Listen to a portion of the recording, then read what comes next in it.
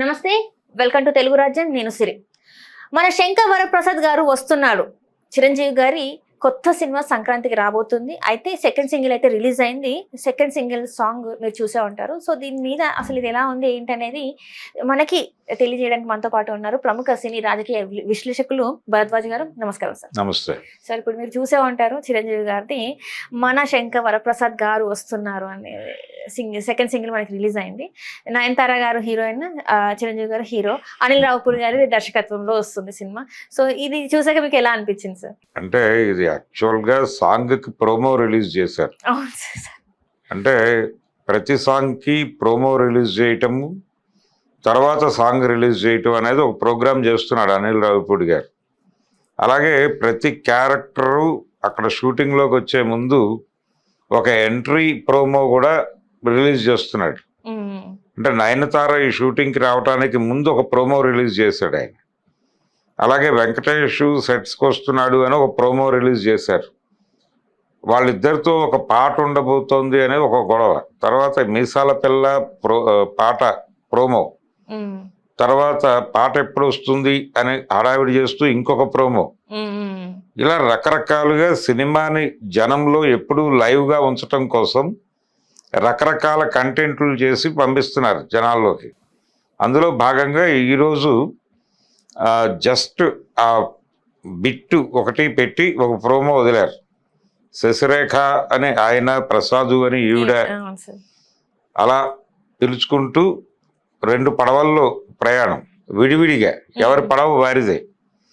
అంటే ఈ సినిమా కథ ఏంటో కూడా దాదాపుగా రివీల్ చేసినటువంటి పరిస్థితి. కథ చెప్పేశారు ఆల్రెడీ. ఆ మీసాల పిల్ల పాటలోనే కథ చెప్పేశారు. అంటే ఈ సినిమాలో వీళ్ళిద్దరూ ఒక అంటే విడిపోయి ఉంటారు విడివిడిగా, ఎవరి జీవితాల్లో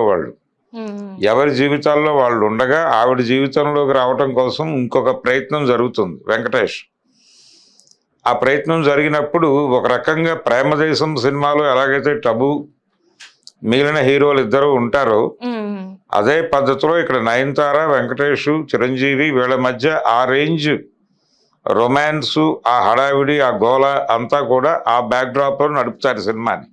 ఈ హీరోలతోనూ ఆ హీరోయిన్ తోను నడపడం ద్వారా వింటేజ్ హీరోలతో ఈ తరహా సన్నివేశాలు జనాలు విపరీతంగా ఎంటర్టైన్ అవుతారనేది అనిల్ రావుపూడి గారి స్కీమ్.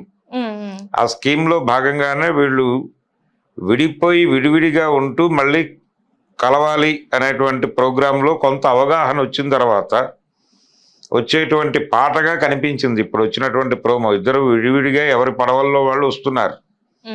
వచ్చిన తర్వాత ఇద్దరు ఒకే పడవలోకి మారేది ఆ పాట ఎండింగ్లో ఉండవచ్చు.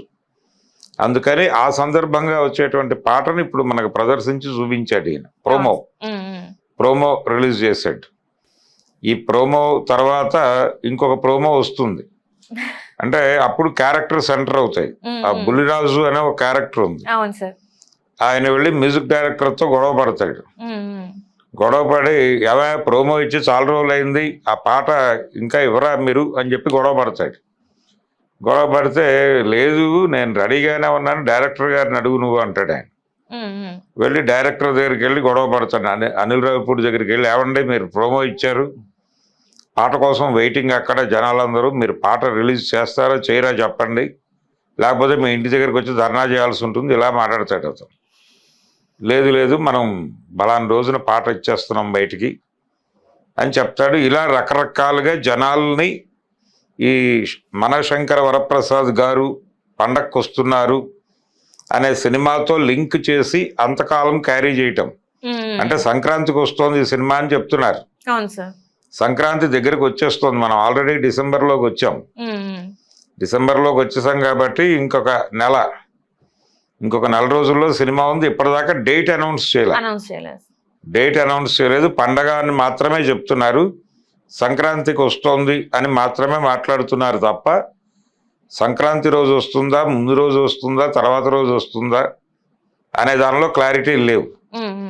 అసలు ఈ పండగే అంటున్నారా, ఇంకేదన్నా పండగకి వస్తాడా, దసరాకు వస్తాడా అనేది డౌట్.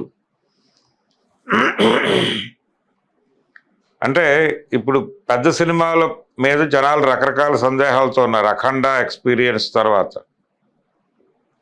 ప్రతి సినిమాకి ఇలాగే జరుగుతుందా అంటే పాన్ ఇండియా సినిమాలన్నీ కూడా పోస్ట్ పోన్ అవటం కామన్ అనేటువంటి ఒక వాతావరణంలోకి వచ్చారు. అంటే మల్టీ లాంగ్వేజెస్ వల్ల అంటారా సార్, లేకపోతే ఇంకేమైనా ప్రాబ్లమ్స్ ఉన్నాయంటారా సార్? మరి అంటే పాన్ ఇండియా సినిమాల్లో విపరీతమైన గ్రాఫిక్ వర్క్ ఉంటుంది, అంటే విఎఫ్ఎక్స్ వర్క్ చాలా ఉంటుంది. అక్కడ రకరకాలుగా రెండరింగ్ ప్రాబ్లమ్స్ వస్తున్నాయి, టెక్నికల్ డిలేస్ అవుతున్నాయి. ఇప్పుడు కొత్తగా అఖండ ఫైనాన్షియల్ డిస్ప్యూట్స్ తో ఆగింది. ఇప్పుడు ఈ సినిమా కూడా ఇప్పుడు శంకర వరప్రసాద్ గారు కూడా ఏమిటి పరిస్థితి అనే గందరగోళం, అంటే అందుకని వీళ్ళు డేట్ అనౌన్స్ చేయట్లేదు అనేది విషయం. లేదు ఓటీటీతో ఇంకా క్లారిటీ రాలేదా వీళ్ళకి అంటే ఓటీటీ వాళ్ళు ఈ సినిమాని ఎప్పుడు టెలికాస్ట్ చేస్తారో దానికంటే 40 days ముందు డేట్ ఇస్తారు. వాళ్ళ దగ్గర నుంచి క్లారిఫికేషన్ రాకపోవడం వలన డేట్ చెప్పట్లేదు అనేది వాస్తవం. ఈ సినిమాకి ఫైనాన్షియల్ ప్రాబ్లమ్స్ ఉన్నాయని నేను అనుకోవడం లేదు, దానికి ఉన్నాయి. అఖండ గొడవ అఖండకి పడ్డారు, అయిపోయింది. ఇక్కడ ఆ పరిస్థితి లేదు కానీ ఓటీటీ క్లియరెన్స్కి సంబంధించి ఇంకా మల్లగుల్లాలు పడుతున్నారు వాళ్ళు. అక్కడ నుంచి డేట్ వచ్చేస్తే అప్పుడు చెప్తారు వీళ్ళు బయట మార్కెట్లోకి. ఒకవేళ అక్కడ డిలే అయితే డేట్ మారినా మారొచ్చు. కాబట్టి ఇది ఓటీటీ కనుసన్నల్లో నడుస్తోంది. అప్పటి వరకు జనంలో లైవ్ లో ఉంచాలి సినిమాని, జనం నాలుకల మీద ఉంచాలి. అందుకని ఇలా పాటలు ప్రోమోలు హడావిడి ఇవన్నీ, అందుకని ఈ ప్రోమోలు పాటలు ఇలా హడావిడి చేస్తూ మధ్యలో కొన్ని యాక్షన్ ఎపిసోడ్లు డిఫరెంట్గా ఉంటాయి. అలాగే హీరో హీరోయిన్స్ మధ్య ఘర్షణ సన్నివేశాలు, ప్రేమ సన్నివేశాలు, వాటికి కూడా ప్రోమోలు ఇచ్చి అవి కూడా జనాలని అలా ఎంటర్టైన్ చేసుకుంటూ సినిమా రిలీజ్ డేట్ వచ్చే వరకు ఈ హడావిడిని కంటిన్యూ చేస్తూ ఉండక తప్పని పరిస్థితి. రోజులు దగ్గర పడుతున్న కొద్దీ అభిమానుల్లో టెన్షన్ మొదలవుతోంది. పండగ అంటున్నారు, ఏమిటి పరిస్థితి అని. పండగకు ఆల్రెడీ 2 సినిమాలు పెట్టు కూర్చున్నారు అక్కడ. రవితేజ సినిమా ఒకటి ఉంది పండక్కి, భర్త మహాశయులకు అనేది, అదో సినిమా ఉంది. తర్వాత నవీన్ పోలిశెట్టి సినిమా ఉంది. ఆ 2 సినిమాలతో పాటు ఈ సినిమా.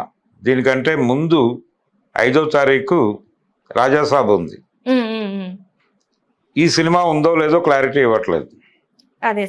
అందుకని ఫ్యాన్స్లో టెన్షన్, చిరంజీవి గారి ఫ్యాన్స్లో ఈ డెసిషన్ కోసం వెయిటింగ్. ఇప్పుడు ప్రోమోలు పాటలు చూసే మూడ్లో జనాలు లేరు, డేట్ కావాలి మాకు అని అడుగుతున్నారు. మరి ఆ డేట్ ఏమన్నా చెప్తాడేమో చూడాలి. డేట్కి సంబంధించి ప్రోమో ఇస్తే చూడటానికి జనాలు సిద్ధంగా ఉన్నారు.